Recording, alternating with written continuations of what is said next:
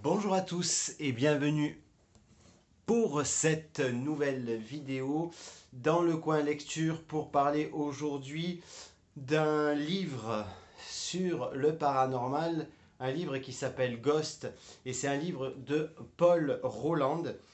Donc c'est un livre qui va parler de spectres, de poltergeist, d'apparitions, de lieux hantés et autres phénomènes paranormaux. Donc c'est un livre qui coûte 12,90 €. Vous pouvez évidemment le trouver beaucoup moins cher. Pourquoi vous parlez de ce livre? Tout simplement parce que vous savez, la chaîne Le Monde Mystérieux de Yon parle d'ésotérisme mais aussi de paranormal.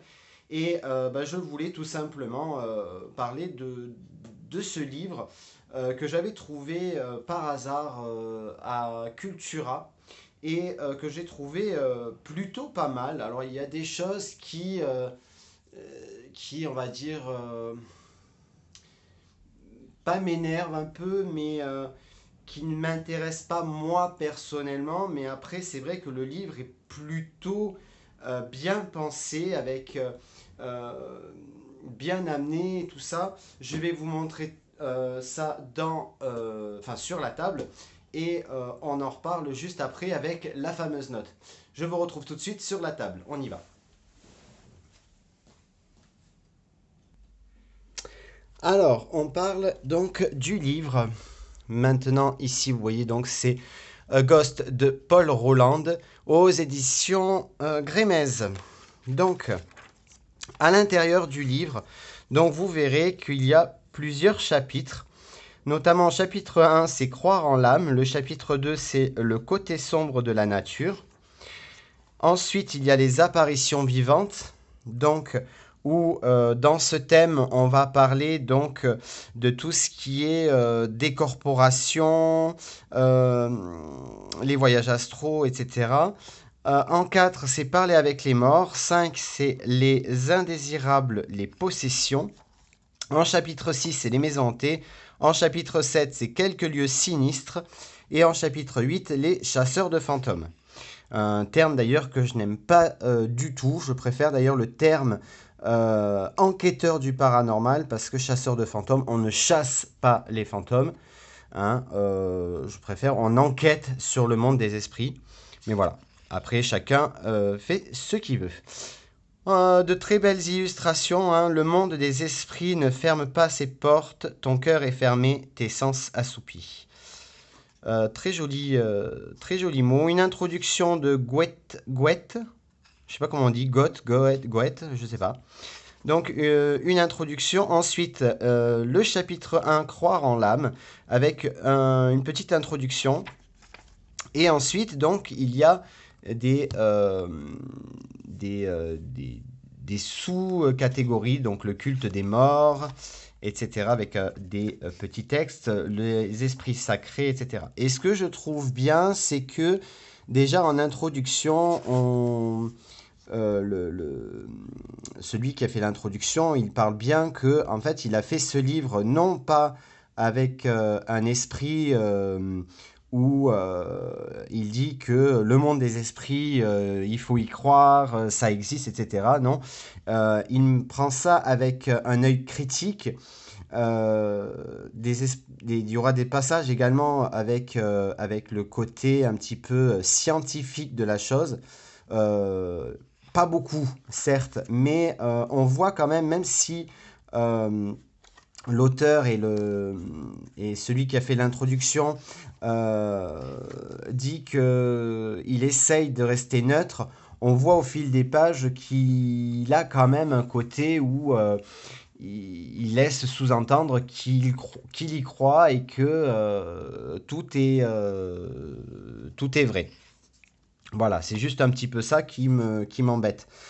Sinon, ce qu'il y a de bien, c'est que il essaye d'aller dans le début. Je crois que ça commence à chaque chapitre dans les années 1800, 1700-1800, et chaque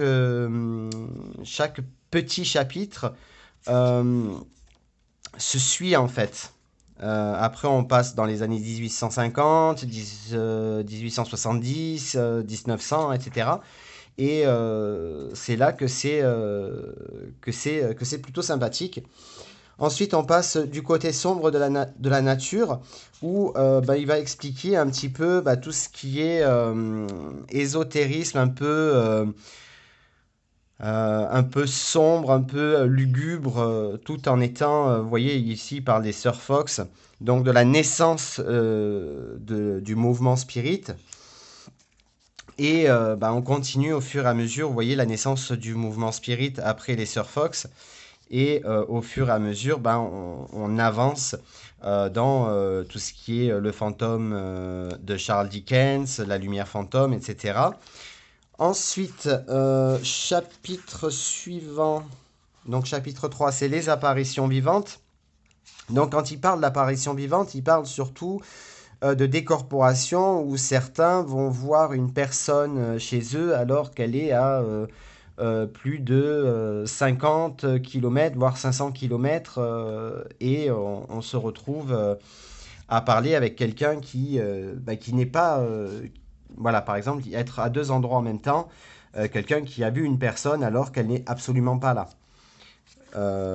Donc c'est plutôt pas mal. Il parle de fantômes et d'esprits dans le sens large du terme. Et, euh, et ça, c'est plutôt cool. Ensuite, il y a parler avec les morts. Donc, on va plus parler à ce moment-là de tout ce qui est médiumnité et des gens qui ont vécu des choses au niveau de la médiumnité. Et ça, c'est plutôt cool. Ensuite, ici, nous avons les indésirables pardon, possessions. Donc ça, c'est tout ce qui est cas de possession démoniaque, hein. Après, toutes les possessions ne sont pas démoniaques, hein. On peut être possédé par un esprit, euh, comment dire, qui n'est pas forcément malin. Ensuite, ici, nous avons toutes les histoires de maisons hantées. Et là, c'est plutôt pas mal aussi, ce petit côté. Après, bon, il y a certaines histoires qui ont déjà été racontées dans d'autres livres. Mais après, je trouve que les tournures sont plutôt bien écrites. C'est très facile à lire, c'est très rapide.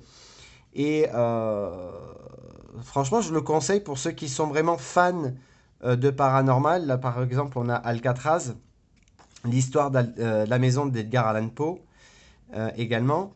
Le fameux Toys R Us, ben dis donc, j'arrive pas à parler aujourd'hui. Hanté. Et ici, donc en chapitre 7, des lieux sinistres qui sont pas forcément hantés, mais qui sont un petit peu glauques, un petit peu sombres, avec des histoires très, très pertinentes. Après, la chose, le petit bémol, c'est que voilà, il y a certaines histoires, et ça aussi, quand on achète plusieurs livres sur le paranormal, il y a des histoires qui vont être un petit peu lues et relues, comme par exemple ici, je l'ai lu là, le Hollywood hanté, qui a déjà été raconté dans d'autres livres. Et ici, la partie chasseurs de fantômes, avec des histoires, enfin avec des chasseurs de fantômes célèbres et des émissions de télé genre Ghost Hunted, etc. Ensuite, vers la fin, vous avez le postface et la bibliographie est dans la même collection. Voilà, on retourne du côté du coin lecture et je vais vous faire la petite conclusion du livre. Alors, ma petite conclusion pour ce livre Ghost de Paul Roland. Donc c'est un livre où je mettrai un 14 sur 20. Pourquoi je ne mets pas plus alors que le livre est plutôt plaisant à lire, rapide à lire? Tout simplement parce qu'il y a peut-être quelques moments où on va s'ennuyer, où il y a des choses qui vont pas nous plaire. Ensuite, voilà, c'est chacun ses goûts, j'en conviens. Et il y a des histoires que si vous avez plusieurs livres, c'est déjà du vu, du revu, on connaît déjà les histoires et ça peut être un petit peu barbant.